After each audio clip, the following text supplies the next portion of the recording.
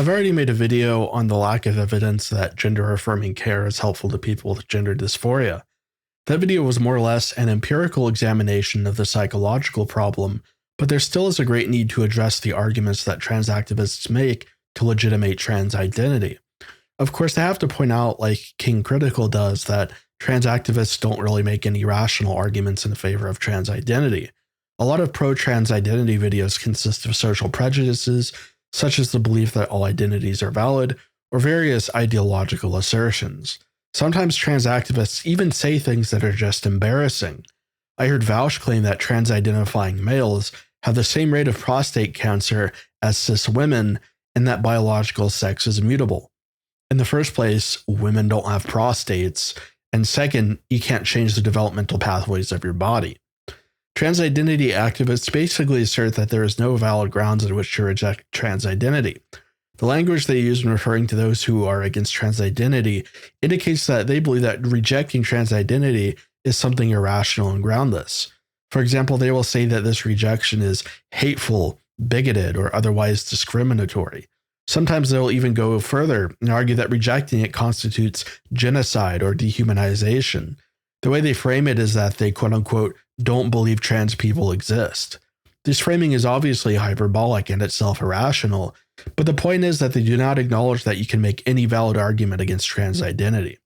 In this video, I will endeavor to actually make such arguments because I think trans identity functions in a way that other identities don't actually function, and as such, that it requires us to overturn our ordinary, rational sense of what other people's identities are and how they fit into those identities. My central argument is that identity involves a truth claim, and as such, it's not purely subjective. Rather, identities are intersubjective, meaning that all identity is a negotiation by subjects about what the parameters of that identity and ultimately its premises are. A purely subjective identity is meaningless because the whole point of an identity is to represent your qualities socially. If I say I'm a rock star, then I have to actually be two socially relevant things: a rock musician and a popular artist. It affects how people perceive me, and that's how they treat me. A purely subjective identity cannot ever actually affect the way people treat you because it doesn't pertain to any socially relevant criteria.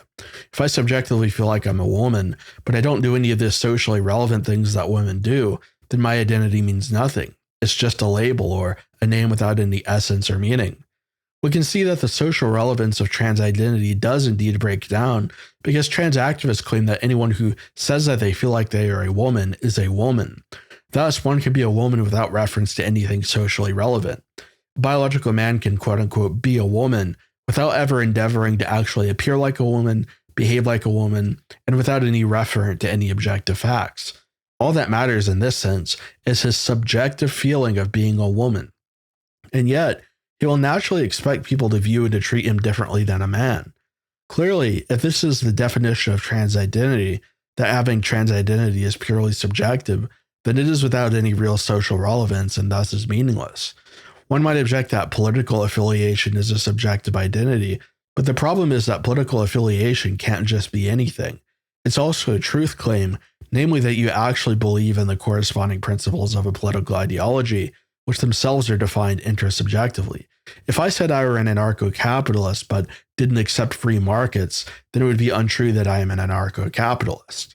Since identity is intersubjective, its criteria involve certain truth claims, namely some sort of relationship to external reality. Trans people, and I haven't found any objections to this, claim that trans identity is valid rather than true. The meaning of this is that it is legitimated by society. But every other identity that society legitimates has a pertinent truth claim. For example, an engineer is someone who solves mechanical problems. If Bob were to claim to be an engineer, but didn't solve any mechanical problems, then society would not legitimate his identity because his subjective identity has no relation to the external world, and that relationship to an external world is fundamentally what fulfills in the minds of people in society the criterion of that identity. But trans identity has no such relationship. Being a trans woman has no relationship to one's biological sex and can, according to trans activists, legitimately identify as a woman without ever acting in such a way as to resemble the gender category woman. As such, trans identity functions in a wholly special way compared to other socially legitimated identities. In other words, since it lacks a truth element, All it can ever be is valid, which is why it is unsatisfactory to those who refuse to legitimate it. Claiming to be a woman without actually having any sort of external relationship to the criterion of woman, namely biological sex or the possession of the reproductive pathway associated with the large gamete, is false. It's false in the same sense as a person identifying as an academic without actually having a college degree or working in academia is false. Redefining woman to have no relation to external reality is actually just special pleading. Trans activists might object with the claim that sex is a social construct. This argument is very misleading. Now, Matt Walsh asked the question, what is a woman? He defined it as an adult human female. Matt Walsh loves definitions to the point of almost believing that they are objective, and so he didn't think he actually had to go any further than that. But naturally, if we say that a woman is a female, we have to ask what a female is. This is important because the external premise for the identity woman is that you are a female. I won't argue that sex is not socially constructed, since technically any scientific concept is a result of labels that originate from observations, and we can obviously just change labels, change the way we measure something, or categorize it differently. But saying that sex is socially constructed doesn't mean that it can just be anything we want. The sex concept exists to explain something that actually objectively exists, namely the reproduction of organisms that reproduce using gametes. If we redefine or measure sex in such a way as to make it impossible to explain sexual reproduction, then we are robbing it of all scientific utility and meaning in lieu of a purely socio-political purpose. Trans activists make all sorts of bad arguments against the sex criterion. For example, they claim that an infertile woman or a woman who has a hysterectomy, by the definition of possessing the large gamete relevant to reproduction, would not be a woman. The problem with this argument is that sex is defined according to the development of reproductive pathways. A woman who doesn't have an egg or a uterus, or who is otherwise infertile, still possesses at least the organizational pathway for the development of the large gamete in uterus. Another bad argument trans activists present is that of the so-called intersex people, who are better called people with disorders of sexual development. The problem is that people with DSDs can only produce one or the other functional gamete. There is no such observed thing as a true hermaphrodite or a person who produces both functional gametes. It's worth noting that people with DSDs are either phenotypically male or female. They are sometimes born with ambiguous genitalia, but their other sexual characteristics will resemble one or the other sex, including which functional gametes they produce. Because of this, disorders of sexual development do not invalidate the sex binary. To put it another way, such disorders occur with respect to the sex binary, not outside of them. Objecting to the sex criterion for identity by pointing out that sex is socially constructed is wrong for the same reason as claiming that races do not really exist because they are socially constructed. Both sex and race correspond to objective facts about human biology, namely human differences. Pointing out that our schema for categorizing these differences as socially constructed does not do away with those differences, and so this is really just something of a thought-terminating cliche.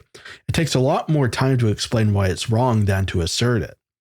Now let's consider the trans activist claim that those who reject trans identity, quote-unquote, don't believe trans people exist, or quote-unquote, don't want trans people to exist.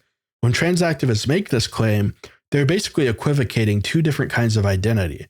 Quiddity, which is what something is, or its whatness, and then social identity, which is how you and others perceive yourself socially. To give an example, the quiddity of a person is, among other things, his physical body. The social identity of a person might be his belief that he is trans. When critics of trans identity say that they believe trans identity is untrue or invalid, they aren't saying that a person's quiddity is untrue or invalid. Rather, they are saying that their social identity is untrue or invalid. A trans person, in the sense of quiddity, obviously exists. There is such and such a person who has such and such belief about themselves. That person objectively exists, and objectively that belief is present in his mind. His neurons are firing in such a way as to produce the belief that he is trans. But the actual identity itself, trans identity, is purely social. It is a mental act that the person is producing, and the declaration that this is untrue or invalid is just a declaration that a person's belief is false. This is about as morally significant as saying that a person's belief in Santa Claus is false.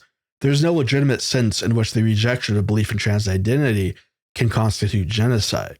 Now, one could object that trans identity is kind of like cultures or religions, in the sense that it comes with the need for certain rights and privileges, such as access to gender-affirming medical care. This, however, is contradicted by the fact that trans activists also claim that trans identity isn't associated with any socially relevant criteria.